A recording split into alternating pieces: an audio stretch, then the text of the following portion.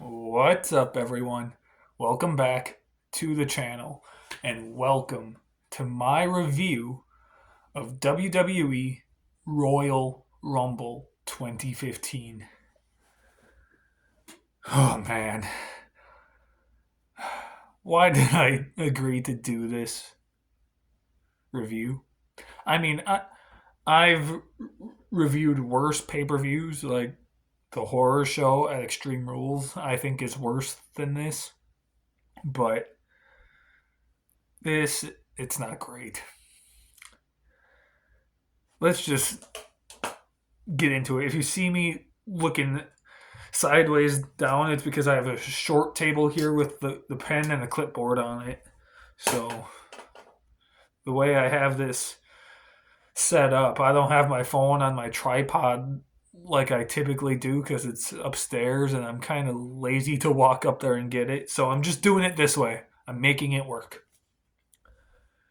So let's get right into this review. The Royal Rumble 2015 happened on January 25th, 2015, at the Wells Fargo Center in Philadelphia, Pennsylvania, with 17,164 people in attendance.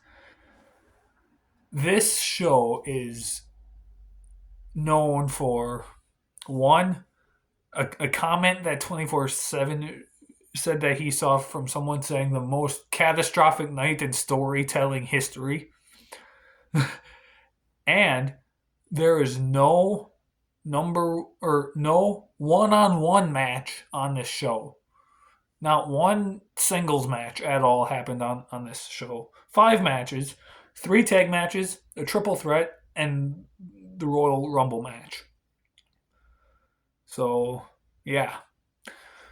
The first match, I'll actually do this. This might work. The first match, we opened the show with a tag team match. It was the Ascension versus the New Age Outlaws. This was the shortest match on the show. It was like just over 5 minutes, and I was bored. I didn't write very many notes at all because the match was just so short. I mean, I do like the fact that the New Age Outlaws were older here. I think at this point Billy Gunn was like 50 or 51. I'm not sure quite how old Road Dogg was. But yeah, Billy Gunn was like 50 or 51 and could still work. Both guys could still work pretty well at that time. And props to Billy Gunn. Now, currently in AEW, he's 60 or 61 and can still work at a pretty decent level. So props to him for that. But other than that, this match was just boring. I gave it 1.5 stars. The Ascension won the match. It wasn't that good. Up next, the WWE Tag Team titles were on the line, where the champions, the Usos, defended against The Miz and Damien Mizdow. Who remembers Damien Mizdow? Like, he was so over with the crowd at this point. Like, first off, he's freaking hilarious. I loved the Mizdow character. Damien Sandow as a whole, I thought he was good at times, and then there were times where I wasn't the biggest fan of his. But the Mizdow persona that he portrayed, I thought was great. It was awesome. That's when he really got over with the crowd, was during this time as Mizdow, because there were so many throughout the whole match, and the match wasn't that long either. It was maybe 9 minutes or so, roughly. But throughout the whole match, there were "We want Mizdow" chants just over and over and over again. Like, he was over, and when the split happened in the Andre the Giant Battle Royal on the kickoff show of WrestleMania 31, the crowd went nuts. I remember watching that live. I didn't watch Mania 31 live because I didn't have the WWE network at the time. But I watched the kickoff show live because it was streaming on YouTube. And I remember when Sandow or Mizdow turned on the Miz in the Andre the Giant Battle Royal, and the crowd went crazy.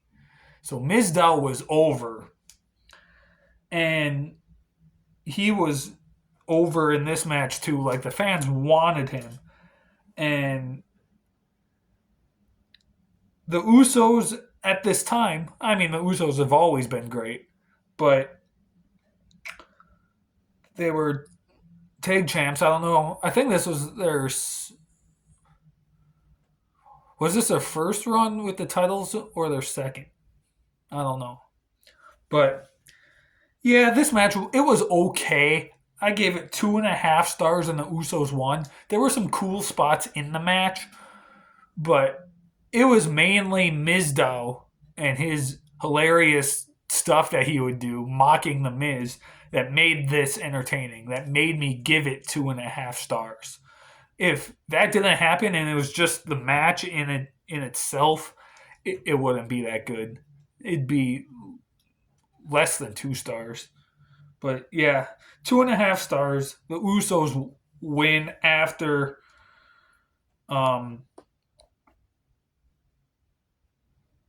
one of the Usos, I think it was Jimmy, hit the splash on the Miz. So yeah, Usos win 2.5 stars. Up next, we have the Bella Twins versus Paige and Natalia.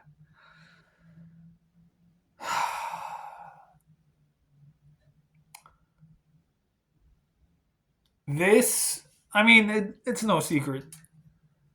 There are a lot of people out there, a lot of wrestling fans out there that were never the biggest fan of the Bella Twins.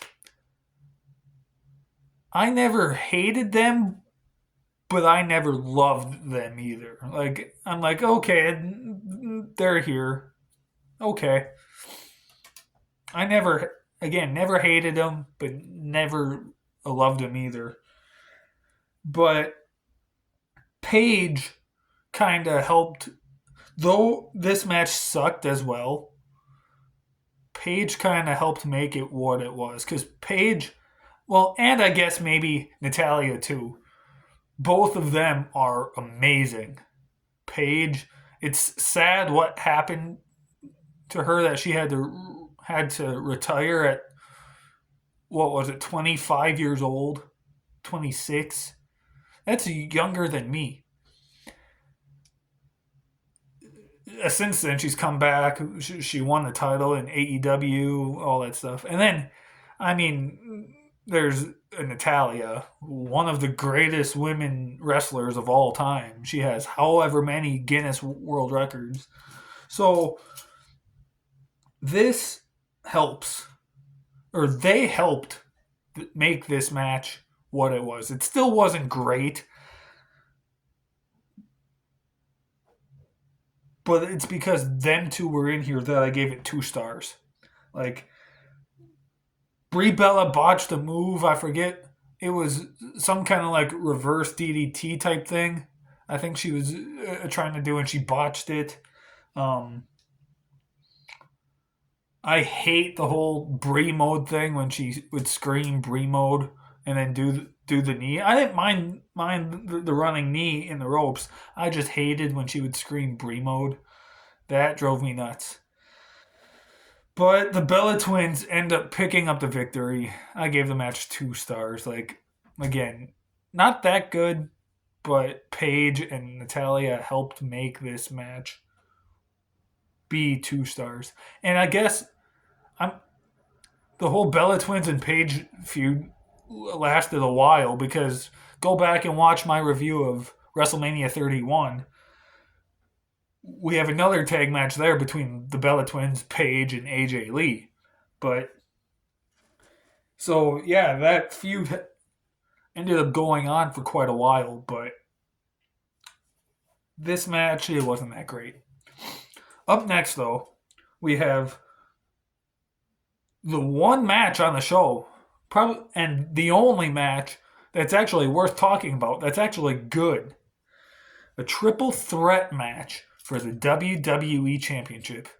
between the champion, Brock Lesnar, John Cena, and Mr. Money in the Bank, Seth Rollins. What a match. This has to be maybe a top 5 triple threat match of all time. Unless there's a few that I'm forgetting or have never seen before. This, from my memory, my recollection of triple threat matches, this has to be a top 5 triple threat match of all time. Like, that's how great this match is. So much stuff. It was fast paced right from the start. I will say, I thought it was a stupid idea to have Seth Rollins, and I think I mentioned this to a 24/7 a couple weeks ago, a month ago, or something, I forget. But I think it was when the match was announced, okay? I remember this was 10 years ago. I was obviously a wrestling fan at the time, and I remember when the match was announced, I remember thinking that it was a stupid idea to put Mr. Money in the Bank in a title match and not have it count as a cash in. Obviously, it worked out in the long run, but at the time, I thought that was just the stupidest idea. Like, he's got the briefcase, he can cash in for a title match anytime he wants. So, what's the point of putting him in this title match if he has a briefcase? What's the point of giving him the briefcase if you're just going to put him in a title match? I thought it was stupid. Again, it worked out in the long run because it was a great triple threat and then cash in at Mania. But yeah, it at the time I thought it was dumb.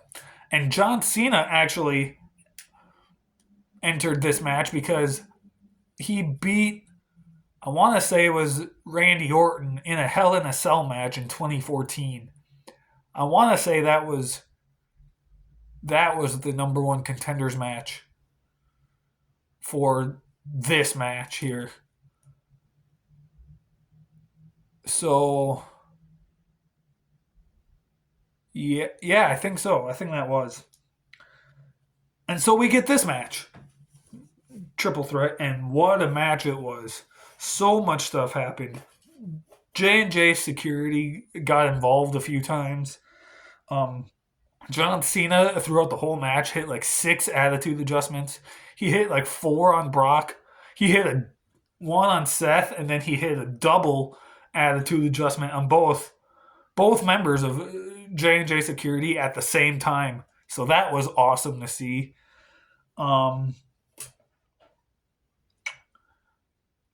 Seth Rollins hits a splash. Brock is laid out on the commentary table. Seth climbs the top rope. He hits a splash on Brock through the table. And then after that, we get a mini like one-on-one match between John Cena and Seth Rollins for a good maybe 10 minutes of the match. I'd say that was at least half of the match there. And just a really good mini singles match. And during that time, the EMTs come out, and you can see them on the far side of the ring bringing out the stretcher to go take care of Brock.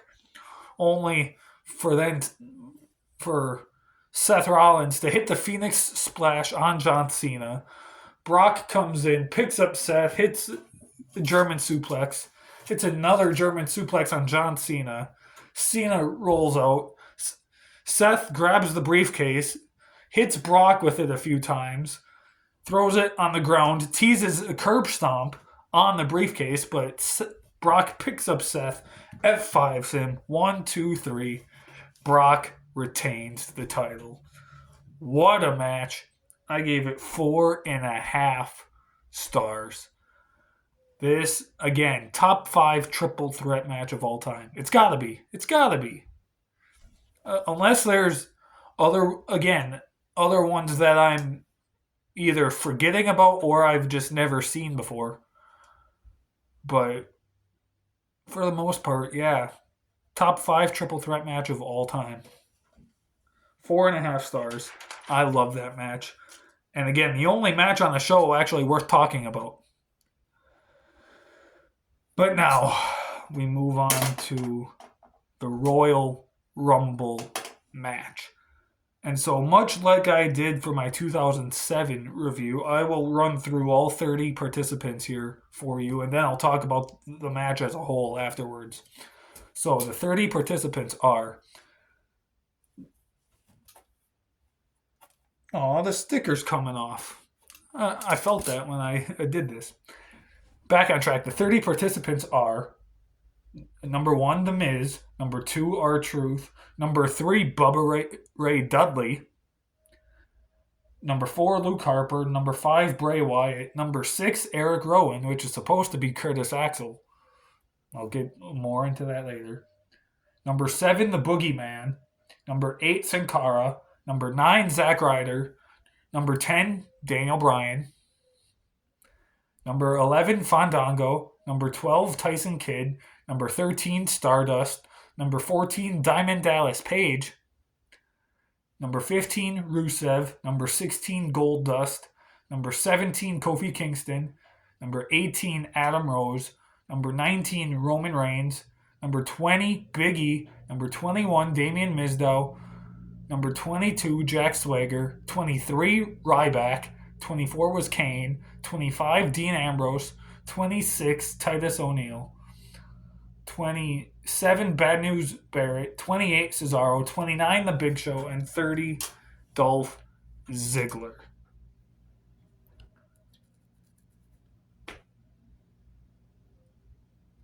This match... Okay.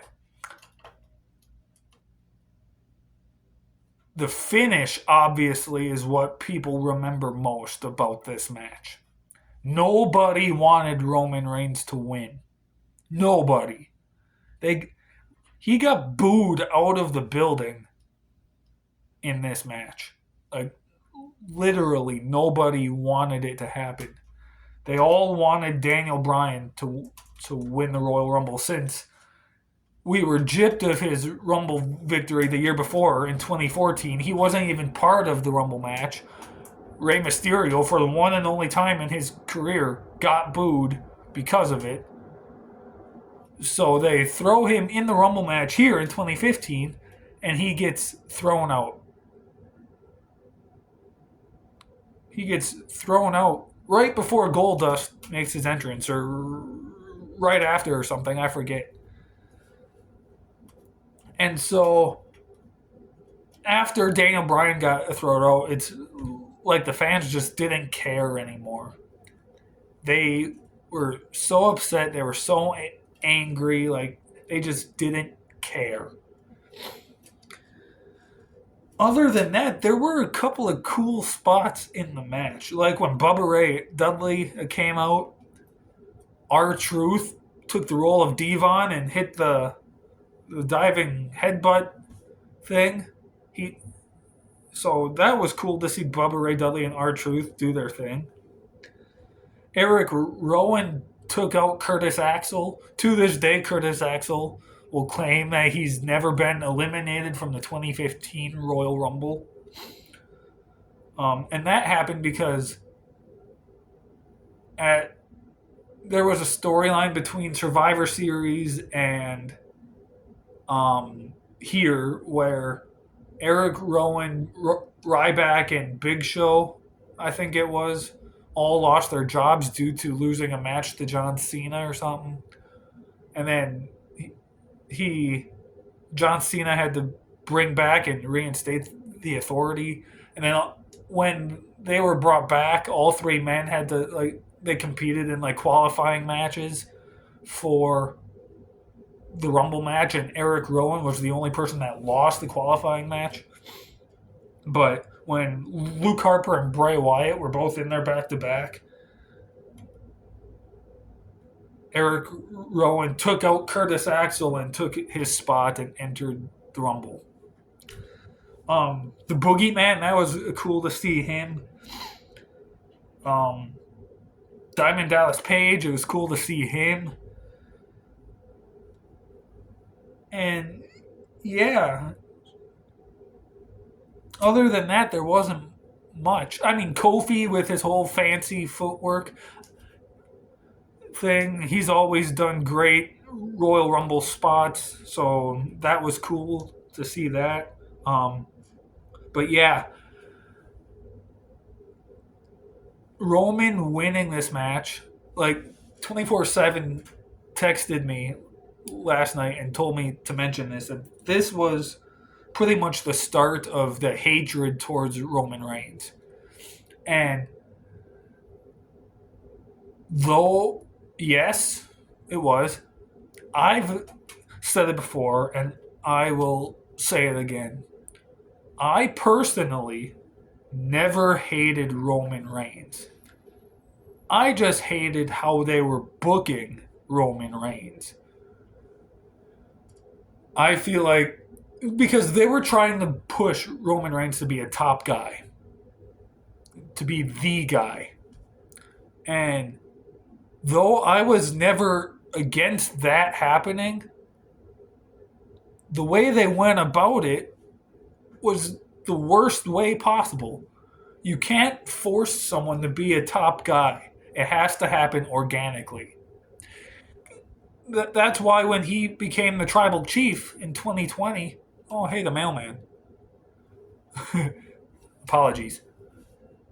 When he became the tribal chief in 2020, that's why fans love him now. Because he became a top guy organically over time.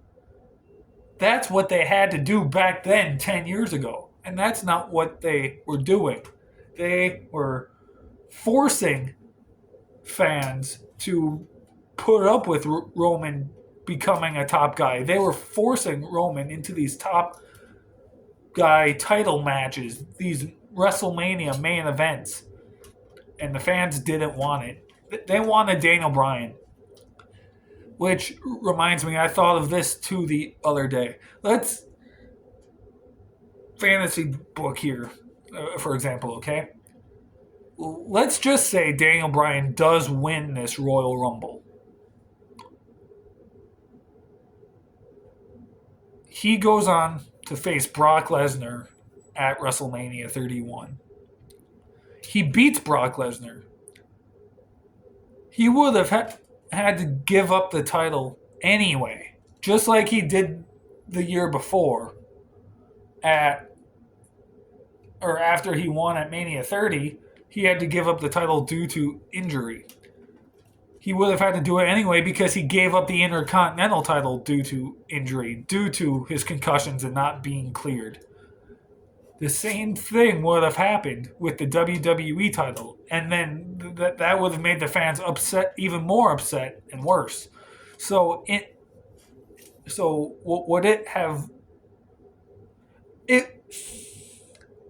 It would have made the Royal Rumble a better show, definitely. But it wouldn't have really mattered in the long run if you think of it that way, where Daniel Bryan would have had to give up the title anyway, because he had to give up the Intercontinental title. So, and then 24/7 also shared this post with me where Mick Foley was talking about the 2015 Royal Rumble, where like he didn't want to go and see the show.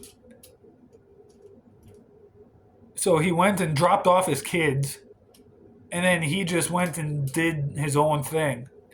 And when he came back to pick his kids up, he was sitting in his car across the street, windows rolled up so the fans wouldn't see him.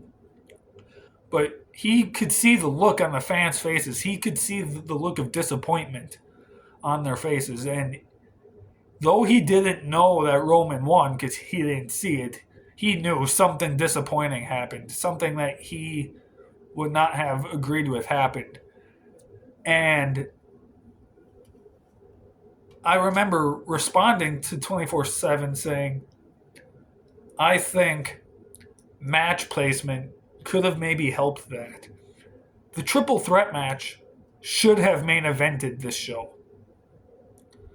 Because if it did, at least fans would have went home happy. Because the triple threat match was amazing. And so if that match closed the show, fans would have went home happy instead of what they actually tried to do, which was bring in The Rock. They thought, oh, The Rock is The Rock. He's loved by everyone. Bring him out and that'll change what happened. That'll get the crowd happy. Nope, that didn't work. So I feel like the triple threat match, if that was the main event, it's still, it wouldn't have changed the show as a whole, but at least the fans would have at least went home happy. So yeah, I gave the Rumble match though as a whole 2 stars. Like, again, some good spots in the match, and I mentioned those before. But the result, Roman winning, something that nobody wanted at the time, is mainly the reason why I gave this 2 stars. If anyone else won, I would have given it at least 3.5 stars. Because, again, up until the finish, it actually wasn't a terrible Rumble match. It's just Roman winning put a big impact on the star rating for this match. But that, guys, was my review of the 2015 Royal Rumble. I'm glad that's done, and I don't need to watch that show again. But yeah, wow, that took longer than I had hoped to. Been filming for 27 minutes. Thanks for watching. Next week on these reviews, 24/7 is back, and I believe he is reviewing the 1998 Royal Rumble. I think. Don't quote me on that, but I think he is. Yeah, I'm pretty sure he is. If he's not, then obviously you'll see him review a different one. But I'm pretty sure it's 98. Next time you see me, I will be reviewing this year the 2025 Royal Rumble. I also have a Wrestle Ramble I filmed that I'm going to post either with this video or next week or sometime. I don't know when I'm posting it yet. It may already be posted. I don't know. But stay tuned. More to come. The road to WrestleMania is here. I'm excited. Thank you so much for watching. Thank you for all the support. See you guys next time.